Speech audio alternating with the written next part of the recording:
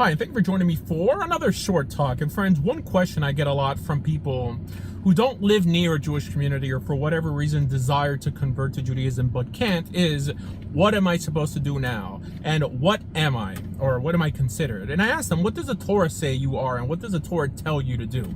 They'll say, well, the Torah tells me to keep commandments, but I'm not Jewish or Israel. Now, do you think that's telling you that you're not in a covenant with God if you keep His commandments? How did the Hebrews enter that covenant? Wasn't it by accepting and making a commitment to keep these mitzvot?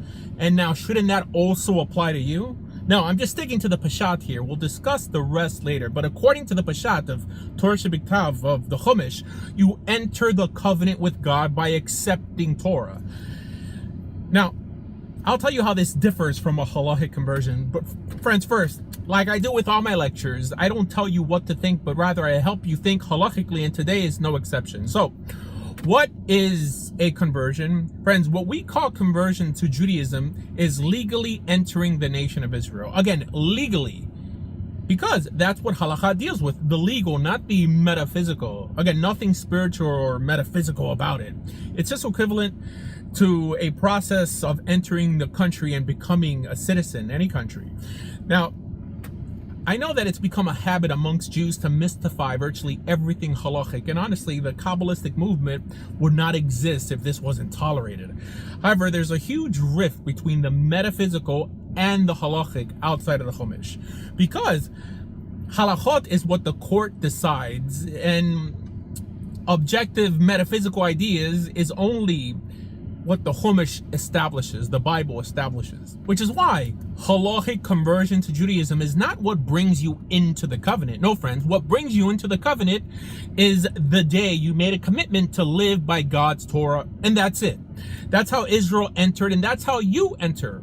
Again, enter the covenant. And after this, then you should make an attempt to enter the people of Israel as with the requirements laid down by Chazal. But this is entering the people of Israel, not the covenant, which is why you could have people who are legally Israel, halachically Israel, who are not in the covenant, right? I mean, George Soros and Karl Marx may be halachically Israel, but not part of any covenant with God. I mean, they don't believe in God, right? In other words, the conversion process was developed by the court to establish who would be liable for adjudication by that same court, a court that only ruled the inhabitants of the land of Israel. And the court I'm referring to is the Sanhedrin, which disappeared about 1800 years ago, that the Torah itself sanctioned. Which is why, according to Jewish law, conversion took only 1 day, but deciding to enter the covenant with God could have taken you years, mainly because you can enter a covenant you know nothing about. And no, friends, someone cannot be born into the covenant. In other words, anyone, whether it's someone who is halachically born Jewish, i.e. from a Jewish mother, or someone who has never converted, must at some point in their life make a commitment to follow God and His Torah, whether it's embracing Torah or if you were raised into the system just deciding to remain within Torah.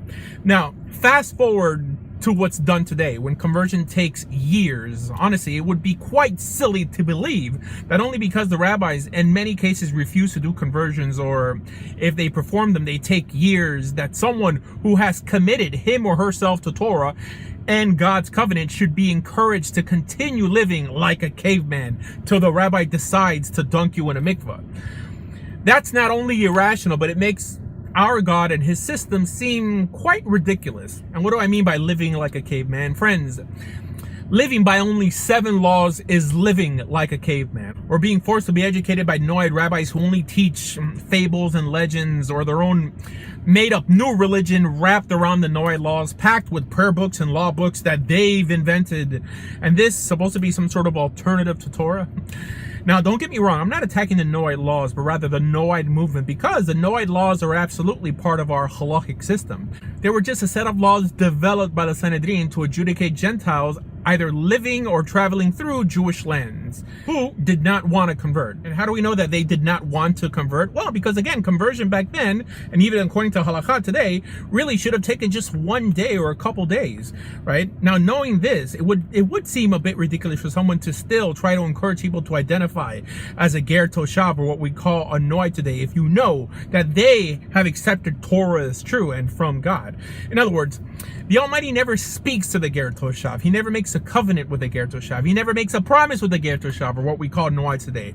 However, to those who enter his covenant, he promises the world. Now, are things beginning to make a little more sense now? Which is why that outside of Bamidbar, you'd be hard-pressed to find any such community of Noahites ever existing. However, what you do find was a community known as the God-fearers, people from among the nations who kept Torah to the best of their ability, but never went through a formal conversion process. In many cases, out of fear of circumcision, or because politically they would probably be killed for doing so. Now, I encourage everyone listening, if you're serious about Torah, convert to Judaism. But if for whatever reason you can't, you can still enter that covenant with the Almighty by taking upon yourself his Torah. And it's really as easy as that. Now, in Hebrew, the word for worship is the same word as to service, or to do what he requires. Now, this is nothing new. Like other gods in the pagan world that required you to do a certain act to serve them, the God of Israel only laid down one method of service / worship, and that is obedience to his commandments. That's it. So if you're not making an attempt to keep the Almighty's instructions, all of them, you are not properly worshiping the God of Israel. So don't claim that you are when you call yourself a Noahide or a ger toshav. The Torah covenant is the only covenant the Almighty validates whether you're legally part of Israel or not. Friends, it's time for you to enter that covenant. And a passage actually exists that reiterates this idea in Sefer Yeshayahu. It states, "Let no foreigner, i.e. Nochri, who is bound to the Lord, say, the Lord will surely exclude me from his people.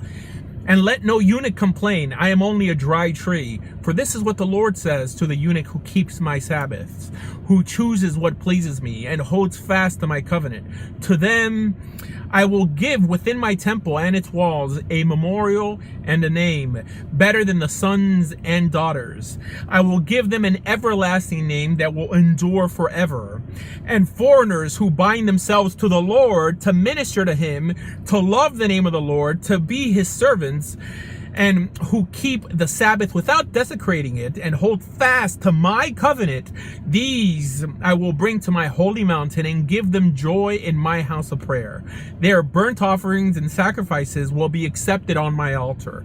For my house will be called a house of prayer for all nations. The sovereign Lord declares, he will gather the exiles of Israel. I will gather still others to them besides those already gathered." So, if they ask you, what are you? Just tell them the truth.